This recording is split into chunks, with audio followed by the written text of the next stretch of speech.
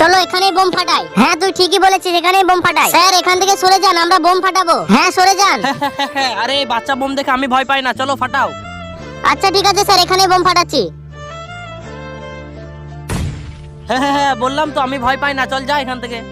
Sir এবার তো সরে যান, ওটার থেকে বড় বোম এটা কিন্তু। আরে এই বাচ্চা বোম তো আমি নিজের মুখে রেখে ফাটাই, চলো ফাটাও তোমরা। ঠিক আছে স্যার।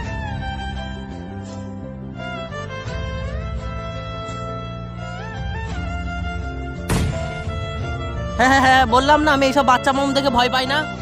স্যার তো এখনো ভয় পেলো না। আরে হ্যাঁ ভাই, এবার তো মনে হচ্ছে এর থেকে বড় বোম নিয়ে আসতে হবে। হ্যাঁ চলো গিয়ে নিয়ে আসি।